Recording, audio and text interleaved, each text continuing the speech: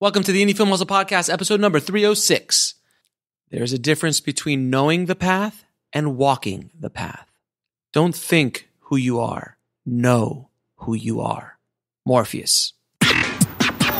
Broadcasting from the back alley in Hollywood, it's the Indie Film Hustle Podcast, where we show you how to survive and thrive as an indie filmmaker in the jungles of the film biz. And here's your host, Alex Ferrari. Welcome, my Indie Film Hustlers, to another episode of the Indie Film Hustle Podcast. I am your humble host, Alex Ferrari. Today's show is sponsored by Blackbox. Blackbox is a new platform and community that is all about financial freedom for filmmakers like you. If you join Blackbox, you will be transformed from being a worker to being a maker of your own content. And you'll be making steady passive income from the global market. Blackbox currently allows you to upload your stock footage once, get it to many global agencies, and then allows you to share that passive income stream with your collaborators. Whether you want to submit old footage that's been sitting around in your hard drives or create brand new content, Blackbox is for you. It's really quite revolutionary. With Blackbox, filmmakers can concentrate on making great content while Blackbox takes care of all the business BS.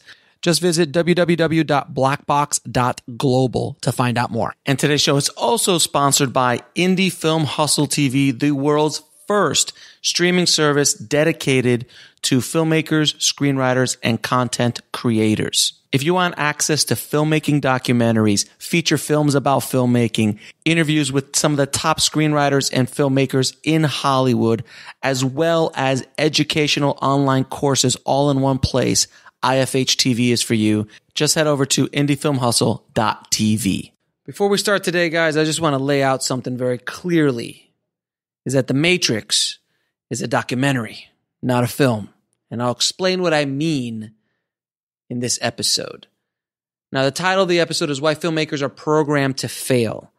And I wanted to go deep into this because it is something that has affected my life dramatically. And I really hope that this episode clarifies some things and brings some things to your conscious mind in a way that hasn't before.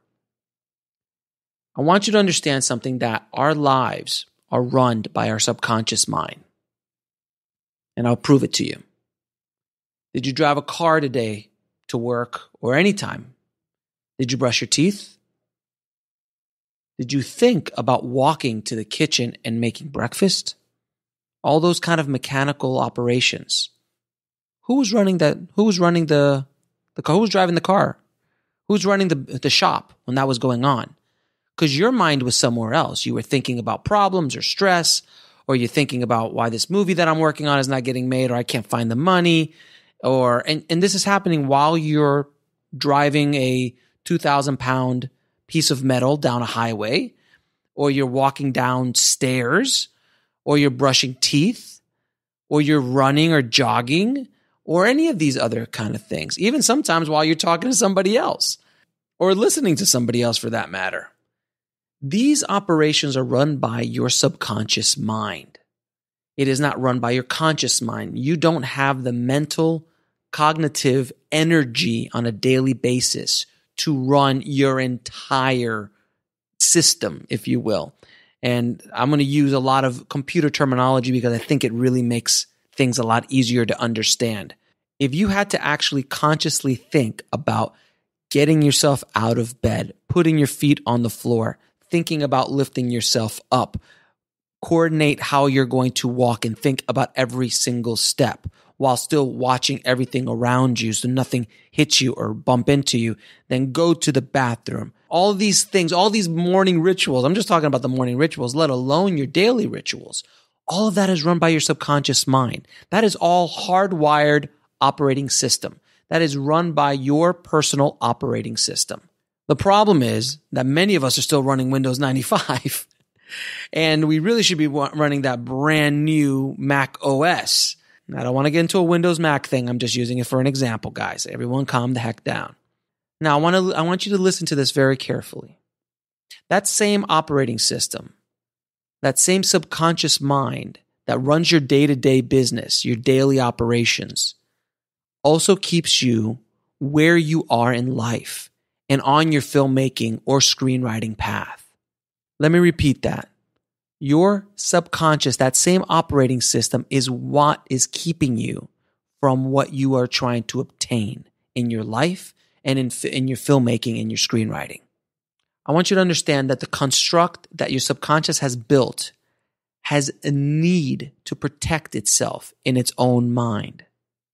Your subconscious does not like change or want change. Change is scary. Uncertainty is scary.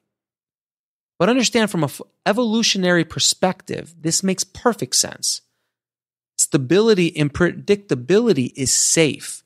Change is uncertain. Change might open you up to be eaten by a tiger or knocked over the head by a competitor while you're trying to, get food or survive. But these mental models don't serve you anymore. And once you understand this is really life-changing, career-changing stuff. When you're about to embark on making a movie, let's say, and you haven't done it 1,000,000 times before, that's scary. And your operating system is not happy about it, and it will kick in to protect you. In its mind, it's there to protect you on an evolutionary level. It's there to protect you. And any kind of change or modification in the code will kick in the agents. Agent Smith will come in and start sabotaging you and making things hard because it doesn't want you to go down that road. Now I'm going to throw another thing at you. Your operating system or programming is installed within the first 7 years of your life. Now, this is scientifically proven. Hell, the Jesuits have been saying this for over 400 years. They said, give me a child for 7 years, and then I will show you the man that he will become. Because they knew that this 7-year period is when all the programming, all the OS is installed into you. Now, let me explain. In order to survive on this planet, your brain needs to build an operating system. When you come in, you're a fresh hard drive. You got nothing in it. You don't have any beliefs. You don't have anything in it. You have basic operating systems. How to breathe, how to cry for food, very basic stuff. But in order to survive on the planet, you need to upgrade that operating system. So how do you do it? You watch your surroundings. You watch your parents, your siblings, your community, people that are around you. So whatever is going on around you in those first 7 years, that is getting imprinted into your operating system. The ideas that you pick up in those first 7 years set you up for life. That is what's going to run you for the rest of your life. If you don't believe you can be successful, if you don't believe that you're worth it, or if you don't believe that whatever you don't believe, on a subconscious level, then you will create habits that will stop you from creating the things that you might want on a conscious level and sabotage yourself. That's what I've seen so many times with filmmakers that I'm like, why is that guy or that girl not moving forward? They're so talented and they're so experienced, but yet something seems to be stopping them. I don't know what. I'm not going to write it off as bad luck, but I'm just curious why that happens. I've seen it so many times in my experience working with filmmakers, thousands of filmmakers over the course of my career, that I kept seeing it again and again and again, and I wondered what that was. This simple reason is why poor people stay poor and rich people stay rich. It's because of the programming. Now think about it for a second. Lottery winners, right? How many times have you heard somebody that has never had money in their entire life win $100 million? What happens? The majority of the time, they lose the money or they self-destruct because they don't have the programming to handle that kind of money. It's just not something that they know or how to deal with or even how to handle. Why is it that 65% of professional athletes lose a lot, if not all of their money within 5 years of retiring? How many times have you seen athletes at signing tables somewhere years later when they were making $20 million a year, and years later they're signing for $50, $150 a signature? Why is that? Not in every case, but in some cases. It's the programming. If you think life is a struggle, if you say this film business is just too hard. It'll never let me in. I'll never be successful. I'll never get my movie made. Guess what? If that's what you're saying to yourself, then you're right. Period. If that's the thoughts that are going in your head, you're programming yourself to fail. For years, I did this. For years, I was the angry, bitter filmmaker who was so upset at everybody else and looking at everybody else around me, getting a leg up, and I wasn't getting those opportunities. I'm like, why is it? Why is it? Why can't I get my shot? I'm sure many of you listening to right now have had that conversation in your head, maybe even this morning. Why am I not getting the shot? I'm good enough. I feel that I can do it. But yet I was programming myself. Unbeknownst to me, I was programming myself to fail. And only when I made a change, only when I decided to just completely override my operating system, did things change. When I finally got to a place where I could not take it anymore, I decided to make that change. And that's when I made my first feature, This Is Meg. Where from the moment I said I'm going to make the movie, it took me 30 days to start shooting that damn thing. And when I did, I didn't give my operating system time to even react. I was there. I was in it. I was doing it. And I just said, I'm not going to stop. I'm going to keep going. And I overrode my programming. I stopped those horrible mental constructs that I was creating for myself. These limiting beliefs that I kept repeating to myself again and again, and the subconscious was listening. And all of my habits, all of the things around me that I was doing, the people that I was attracted to in the business, meaning people that would bring into my inner circle, all were reinforcing those negative, those bad thoughts that I was putting in my head, that bad programming. 95% of our lives comes from these programmings in the subconscious. Only 5% of your life is being lived consciously. Even if you think that you're at the driver's seat, you're not. In all areas of your life, health, career, love, money, creativity, relationships, every area of your life is run 95% by your subconscious mind, by that OS, by that operating system, that programming. So what is the solution? What can you do to change this? Step one, recognize where you are struggling in life. Just look at your life and ask, where am I struggling? Because if you're struggling in an area that the program or the OS is not supporting, guess what? You're going to have a problem. It's going to fight back at you. The Agent Smiths are going to come at you, and you're trying to be Neo, and you're trying to create new programming, change the system, change the matrix. And I'll give you an example. I've spoken about this a little bit before, but I'm going to talk about it a little bit more detail now. I've always had issues with my weight. And I know a lot of people out there listening because I've heard you guys message me and talk to me about this, that I've had issues with my weight all my life. Why? Because of the programming I had when I was a kid. Unfortunately, I had family members who were obsessed about their weight. And even though I wasn't when I was born, ask a baby what its thoughts are on its body fat or how their weight is or how they look in jeans.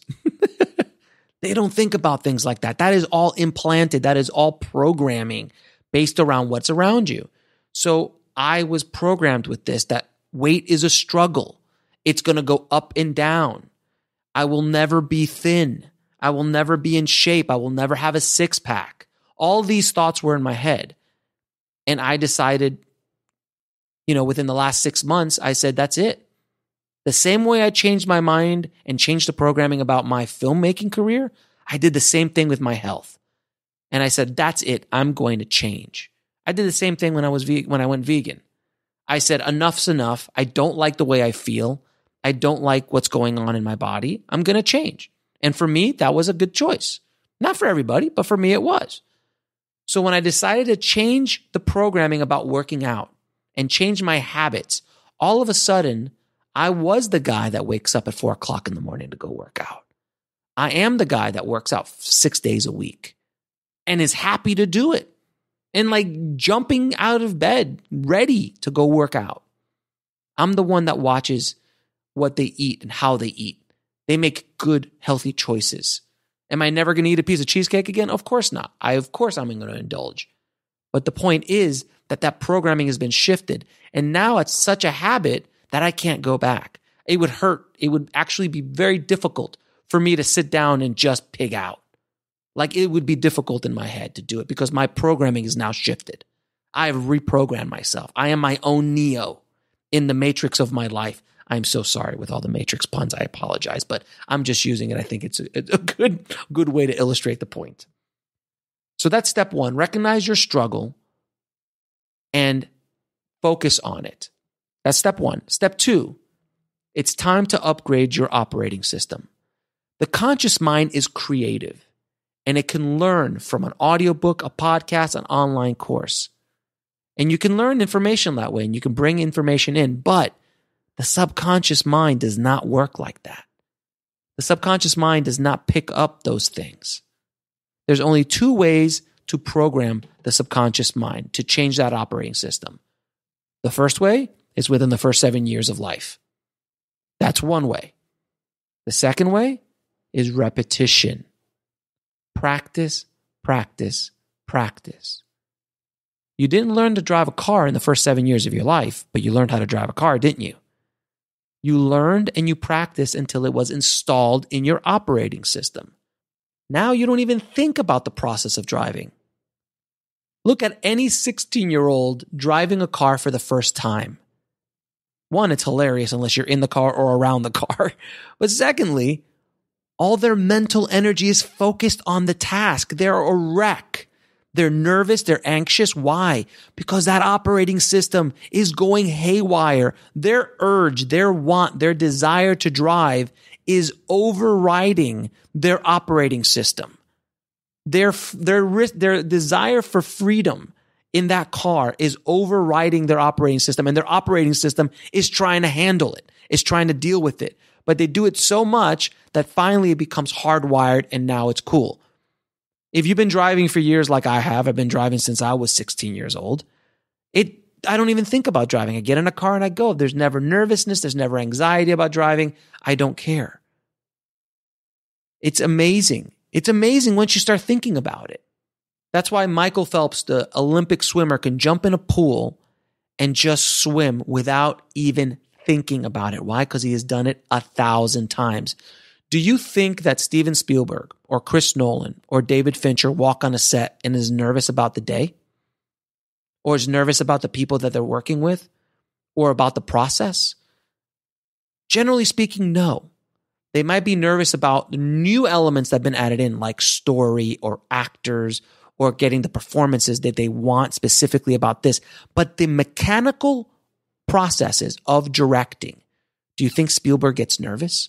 Do you think Scorsese gets nervous? Of course not. That's home for them. That is the pool that Michael Phelps jumps into. It's their home. So when you jump on a set for the first time, you're a nervous wreck because you don't know what's going on. You're trying to figure things out. You haven't done it before, so your operating system is going haywire. It's trying to stop you. But your desire to make that movie, your desire to write that screenplay is overriding your operating system. So this is where affirmations come into play. If you want to be a successful screenwriter or filmmaker, repeat every day, I'm a great writer. I'm a great filmmaker. I have the abilities needed to tell stories. I have the abilities needed to direct this film. Say it again and again and again to yourself. And the secret sauce to making this really, really transform your life is adding feeling. If you feel what you are saying, if there's an emotion attached to it, it will supercharge what you're doing in your subconscious. Feeling is so, so powerful. Think about a great time in your life and then how that makes you feel in your body. Think about a bad time in your life and see how that makes you feel in your mind and your body. When you add positive feeling, when you add real emotion to a thought, that really and truly supercharges your transformation. That will begin to change your operating system. That will begin to change your subconscious mind. doing this with a combination of educating yourself on what you need to do or be is a game changer in your life. I'm not saying you're going to sit there and look in a mirror and go, I'm a great filmmaker and never pick up a book. But if you start to do that, that programming will start kicking in. And then all of a sudden, you're going to notice that other habits are going to start coming in. You're going to want to listen to audiobooks every day. You're going to want to listen to more podcasts. You might even want to start taking more online courses and start maybe, I know it's crazy, setting up time every day out of your busy day to educate yourself, to learn your craft, to add those tools in your toolbox. But it all starts with the subconscious, because you could take look, how many people here listening? And I know I can't get any hands up, but I'm sure that many people who are listening have taken an online course taught by some of the greatest masters of all time. But yet it hasn't moved the needle. Why is that? Why is that? How many thousands of podcasts have you listened to? How many online courses have you taken? How many audiobooks have you listened to? And yet, if you're not moving forward in what you're trying to do, what's holding you back? Could it be your operating system? Could it be your subconscious mind that is holding you where you need to be because that's where it wants you to be because it's safe and predictable on an evolutionary level? You've got to break through that mental barrier. You've got to break through that mental construct. It serves you no longer. If you want to be happy, repeat it again and again. And when your subconscious mind gets it, gets that programming update, then you won't have to say it anymore. Just like driving a car, just like learning your ABCs. How many times did you sing that darn song until you can sing it off the top of your head now? Not ever have to think about your ABCs. Once your subconscious or operating system gets it, that is when you will start to create habits that will change your life and will change your filmmaking career and your screenwriting career in ways that you cannot even imagine. It has in my life, and like everything on this show, as I go through the journey of my filmmaking career, as my creative career, my life, I try to share it with the tribe. If I find value in information that I'm finding, I want to share it with you guys, because these concepts that I've just laid out have changed my life for the better. I am healthier than I've ever been in my life. I'm in better shape than I've ever been in my life, even when I was in my 20s and even when I was working out with a trainer back then. I'm in better shape now. I can do things now that I was never able to do then. And this is less than 6 months, guys. I haven't been doing this for years. In less than 6 months, I've been able to drop almost 40 pounds. And I still got about another 15 or so that I want to get rid of because I got to get that six pack. Why? Not because of ego, because that's where I need to be. On a health standpoint, it allows me to do more for you guys, for my tribe, for my business, for what I do with my family and my life. That is what I've changed my programming to be. And it's changed my filmmaking career. I've done 2 movies where the first 40 years of my life, I hadn't done any. In the last couple of years, I've done 2. And if I really wanted to, I could have probably done 4 or 5 movies this last year. But I had other fish to fry. I was writing a book, building up the podcast, doing all the things I had to do. But if I wanted to, I could have easily done that because I changed my programming. Now, I also don't want you just to write down on a Post-it note in your bathroom that I'm a good filmmaker, or I'm a better filmmaker, or I'm happy, or whatever that is. That is a suggestion. You need to repeat it to yourself in your mind or out loud every day so your subconscious gets it, and it will make a difference. I promise you it will make a difference in your life because it's made a difference in my life. I cannot tell you all the things that have changed in my life because of this bit of knowledge, this knowledge bomb that I got months ago. I want you to understand something, that I'm about to release a book. I am a published author now. I never in a million years had a program in my head that I could be a published author. Why? Because I didn't have anybody around me that I knew that was one. I didn't know. It was something that somebody else did. But when I decided, I'm like, I'm going to write a book and I'm going to do it and it's going to get released and I'm going to get it published. And that's exactly what I did. Now, all of a sudden, I've got 3 or 4 books lined up that I'm writing. Why? Because my programming has changed. My programming is now telling me, oh, writing books is safe. You can do that. And when I come across new programming that I want to change, I will change it. It's all within your power, guys. I want you to understand that the freedom for you to change your life, to change your filmmaking career, to change your screenwriting is all within your own power. It's inside of you. I just did an episode a little bit ago about meditation. It took me years of trying back and forth to be a meditator. Because in my mind, in my programming, I didn't have anybody around me that was a meditator. I didn't have any good role models. I didn't have any programming that could reinforce that. So I was like, it's something somebody else does. And I was just talking to a tribe member today, actually, who will remain nameless, but you know who you are, sir.